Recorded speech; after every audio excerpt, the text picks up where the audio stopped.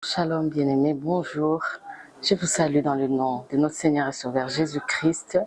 C'est Maman Jeanne Kadjouro, Jeanne d'Arc Kadjouro. Le Seigneur a déposé dans mon cœur une petite réflexion sur sa parole.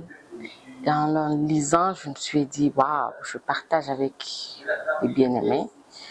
Je nous partage car la parole de Dieu se renouvelle chaque jour. La parole de Dieu, elle est nouvelle tous les jours. Je vous invite à lire avec moi ces beaux livres de Matthieu que nous avons commencé à explorer, que nous continuons à explorer. Matthieu 18, 1 jusqu'à 4, la Bible dit: En ce moment, les disciples s'approchèrent de Jésus et dirent: Qui donc est le plus grand dans le royaume des cieux? Jésus, ayant appelé un petit enfant, le plaça au milieu d'eux et dit: Je vous l'ai dit en vérité, si vous ne vous convertissez et si vous ne devenez comme les petits enfants, vous n'entrerez pas dans le royaume des cieux. C'est pourquoi quiconque se rendra humble comme ce petit enfant sera le plus grand dans le royaume des cieux. Amen. Waouh! Les disciples qui s'approchent de Jésus et qui posent une question merveilleuse, n'est-ce pas? Qui est le plus grand dans le royaume des cieux? Alors, c'est comme si ces disciples, il y avait déjà ces sentiments entre eux, ils se demandaient qui est le plus grand. On les a juste choisis, suis-moi, suis-moi, suis-moi, viens. Et en faisant l'analyse, on peut se rendre compte qu'ils peut-être ils s'étaient assis, ils se posaient des questions. Qui est le plus grand? Qui est le plus grand parmi nous? Je ne sais pas, peut-être qu'il s'est basé sur leurs œuvres, peut-être qu'il s'est basé sur qui a déjà marché avec Jésus. Bon, ils se sont peut-être mis certains critères, hein.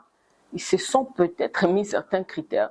Moi, j'ai déjà beaucoup prêché, j'ai déjà amené beaucoup de gens, j'ai marché beaucoup avec Christ. Et ils se décident ce qui est bien, ils se décident d'aller vers Jésus pour demander qui est le plus grand dans le royaume des cieux. Une très bonne question, n'est-ce pas? Mais écoutez la réponse de Jésus. Jésus dit, il appelle un petit enfant, il le place au milieu d'eux. Notre Seigneur, c'est un grand pédagogue. Il prend un petit enfant à cette question, il met au milieu des disciples et il dit: Je vous l'ai dit en vérité, si vous ne vous convertissez et si vous ne devenez comme des petits enfants, vous n'entrerez pas dans le royaume des cieux.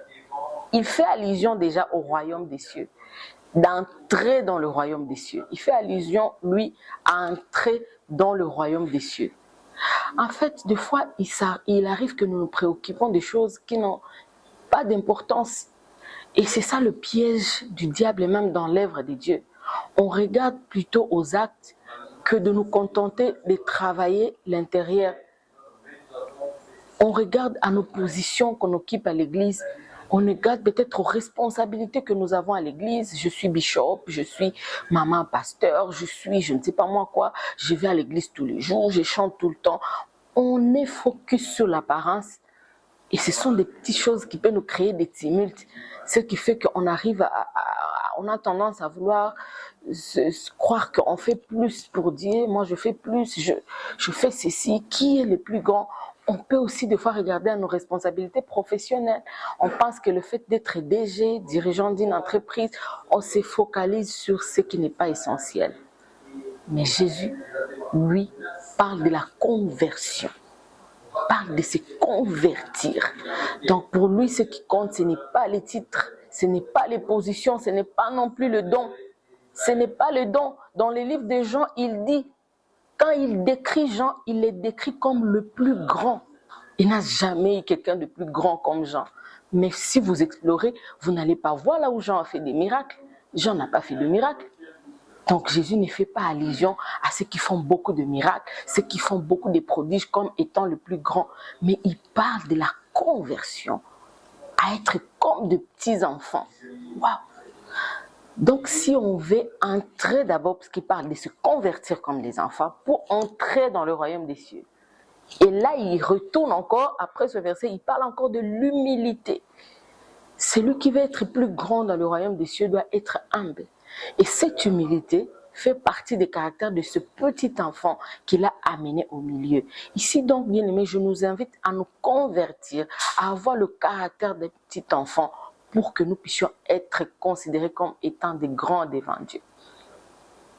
Un petit enfant, c'est un enfant qui est totalement dépendant de son père. Même quand vous amenez un petit enfant dans les ambassades, on ne va pas prendre ses empreintes. Il y a des actes légaux, même la loi, même les hommes ont réfléchi que cet enfant ne peut pas faire de lui-même. Il doit dépendre de ses parents. Il dépend de son père, il dépend des parents. Alors si tu n'as pas l'attitude d'un petit enfant, sache que tu n'entreras pas dans le royaume des cieux. Tu n'es pas considéré comme grand dans le royaume des cieux. Un enfant, c'est quelqu'un qui n'est pas rancunier. Des petits enfants, vous pouvez lui taper maintenant et il revient vers vous. Un enfant, il a l'humilité. Un enfant, il ne garde pas des choses dans le cœur. Les enfants ont des caractères extraordinaires. Ils ont la joie autour d'eux. Les enfants s'humilient, ils sont humbles d'esprit. Et c'est à ça que Dieu veut que nous puissions nous convertir. L'humilité. Il arrive des fois où on fait même l'orgueil même dans l'œuvre de Dieu. Puisqu'on ne m'a pas programmé, c'est pas moi qui dirige, je ne vais pas y aller. Puisque ce n'est pas moi, on a mis les autres, je n'ai pas y aller. Si on arrivait à nous considérer comme étant un corps et que chaque partie, nous tous on est là pour un seul objectif, on ne va pas avoir de petits pépins dans l'œuvre de Dieu. On ne va pas avoir l'orgueil dans l'œuvre de Dieu. L'orgueil par rapport à ce que tu fais comme œuvre, mais ce n'est pas ça qui te qualifie, c'est ton caractère qui doit ressembler aux petits enfants et qui font référence à Christ lui-même. Un caractère sans tache, un cœur pur. Les enfants ont un cœur pur. Les enfants jouent ensemble et puis du coup, ça revient à la normale. Les enfants sachent que tout ce que je peux faire, c'est papa. Les enfants ont une foi extraordinaire.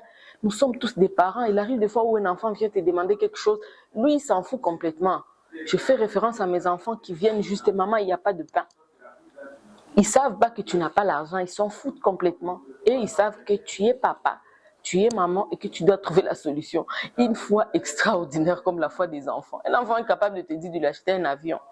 Il sait que tu es parent, tu vas trouver une solution. Et c'est cette attitude-là que Jésus est en train de dire, convertissez-vous.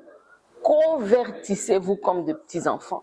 J'aimerais nous parler, puisque moi-même je suis dedans, de nous convertir comme des petits enfants si on veut plaire à Jésus, si on veut plaire à Christ, si on veut être considéré dans le royaume, si on veut aussi entrer, de nous convertir comme des petits enfants, de dépendre complètement de Jésus, de dépendre complètement du Maître. Et quand on dépend de lui, on n'a plus de volonté, on a donné notre vie, on dépend de lui, sa volonté s'impose dans notre vie, on s'aligne. Il arrive des fois où il y a des choses qu'on ne comprend pas. Mais on doit s'aligner à la volonté de Dieu parce que c'est ce qu'il dit. Tu ne te diriges pas toi-même, tu ne te guides pas, tu dépends de ton Père. Tu es humble d'esprit, tu as un cœur pur, un cœur qui n'est pas rempli de jalousie, de rancune et de toutes ces œuvres de l'esprit, mais un cœur rempli du Saint-Esprit, un cœur pur, un cœur qui craint le Seigneur. Que le Seigneur nous bénisse et qu'il nous soutienne. Shalom, que Dieu vous bénisse. Amen.